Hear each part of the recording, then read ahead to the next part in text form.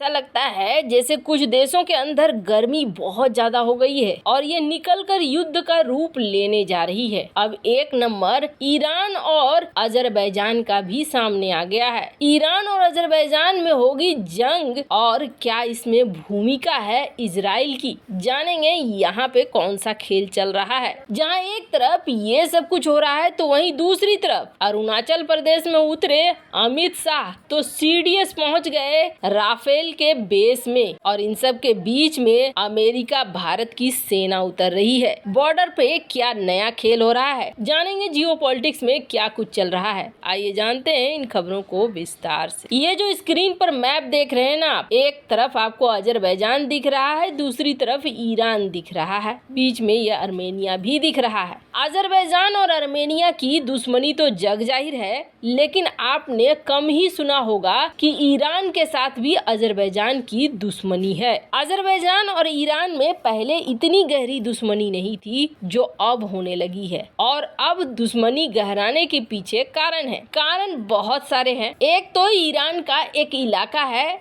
जहां अर्मेनियाई मूल के लोग रहते हैं। अर्मेनिया का सपोर्ट ईरान शुरू से लेता रहा है। ये अजरबैजान को बहुत ज्यादा खलता है। अजरबैजान चाहता नहीं है कि ईरान अर्मेनिया को सपोर्ट करे। दूसरा, ईरान अब ये देख रहा है कि अजरबैजान के संग अब एक ऐसा देश आ रहा है जो उसका कट्टर वाला दुश्मन है। दरअसल ये सारा झगड़ा शुरू कहाँ से हुआ है तो आपको बता दे, पहले ये बातें ना ईरान और अजरबैजान के बीच में मन में ही थी और इनका दूतावास भी था, सब कुछ था, राजनयिक संबंध थे। पर ईरान में जो अजरबैजान का दूतावास था उसमें हमला हो गया और हमला होने के बाद कुछ लोग मारे भी गए और इसके लिए अजरबैजान ने कहा कि ईरान की सरकार ने जानबूझकर ऐसा किया जिसकी वजह से अजरबैजान दूतावास के सिक्योरिटी चीफ और 2 सुरक्षा कर्मी घायल हो गए। सिक्योरिटी चीफ तो मारे गए। तब ईरान ने कहा कि नहीं, हमने ये काम नहीं किया है, न सरकार ने अजरबैजान के दूतावास को निशाना बनाया है, बल्कि ये निजी बंदूकधारी थे।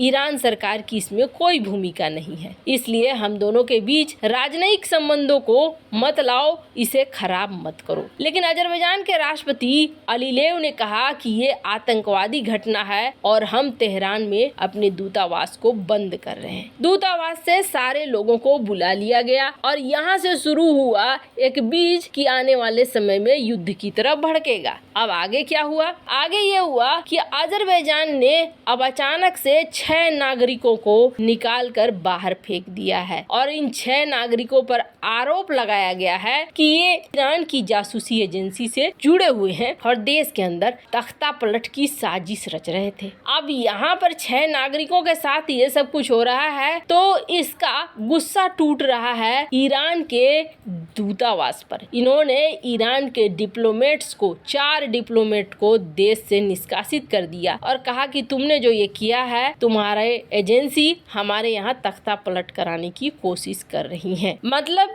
ये लड़ाई अब धीरे धीरे जुबानी से ज्यादा जमीन पर आनी शुरू हो गई। अब मन में सवाल आएगा ये सारी चीजें हो क्यों रही है? तो आपको बता दें ये सारी चीजें हो रही है इजराइल की वजह से। कहा यही जा रहा है क्योंकि अजरबैजान और इजराइल में एक अच्छी खासी दोस्ती है। अजरबैजान की मजबूरी है इजराइल की बात मानना। क्यों? क्योंकि अजरबैजान को अगर हथियार चाहिए ना तो 3 ही देश हैं, इजराइल, तुर्की, पाकिस्तान, और कोई भी हथियार नहीं देना चाहता है अजरबैजान को। यहाँ तक कि रूस भी अजरबैजान को कोई हथियार नहीं देना चाहता है। इन 3 देशों में पाकिस्तान की हालत खस्ता है, तुर्की की भी हालत खस्ता है। अजरबैजान निर्भर है इजराइल के ऊपर और इजराइल का कट्टर वाला दुश्मन कौन है? ईरान, जिसकी वजह से कहा जा रहा है कि अब यहाँ पर आग भड़केगा। ईरान को एक तरफ से नहीं बल्कि कई तरफ से इजराइल धोने का पूरा प्लान बना रहा है। कहा जा रहा है कि अगली लड़ाई आप अर्मेनिया और अजरबैजान के बीच नहीं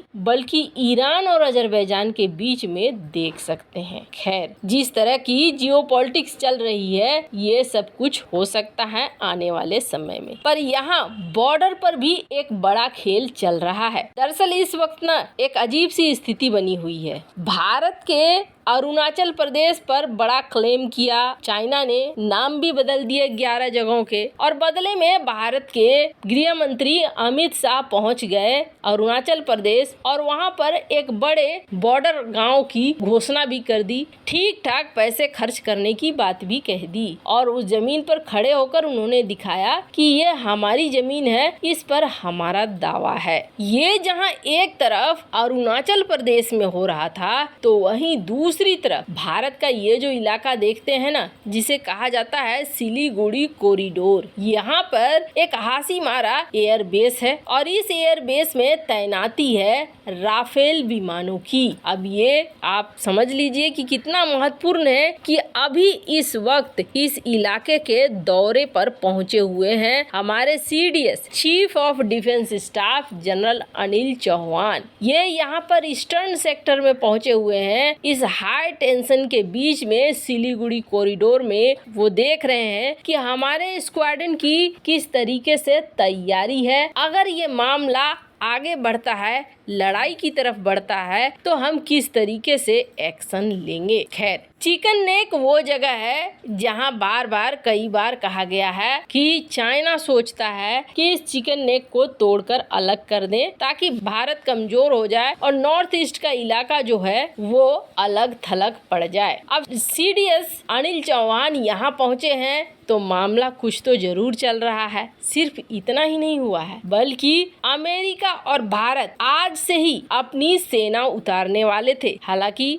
1-2 दिन के लिए टाल दी गई है, नई डेट इसे फाइनल की जाएगी, लेकिन तय माना जा रहा है कि भारत और अमेरिका दोनों अपनी सेना को उतारेगा और इस बार वायु सेना भी यहाँ पर उतरेगी बॉर्डर वाले इलाके में। और इस बार अमेरिका अपने F-15EX को ला रहा है और इस युद्धाभ्यास में खास तौर पर ये युद्धाभ्यास किया जाएगा कि अगर बहुत जटिल स्थिति बनती है तो किस तरीके से माउंटेन्स में यानी पर्वतों में किस तरीके से भारतीय वायुसेना अमेरिकी वायुसेना मिलकर काम करेगी। अब ऐसे समय में ये सब कुछ हो रहा है। थोड़ी टाइमिंग देखिए, ताइवान में घुसने की कोशिश कर रहा है चाइना, ताइवान को घेर रखा है, तो वहां अमेरिका ने USS निमित्ज को भेज दिया है और अब यहाँ पर भारत के साथ अमेरिका अपनी सेना को उतार रहा है। भारत भी चारों तरफ चौकसी बरते हुए है और भारत भी देख रहा है कि बॉर्डर पर युद्धाभ्यास हो, इसके कई मायने लगाए जा रहे हैं। एक तो चाइना के ऊपर दबाव बनाने का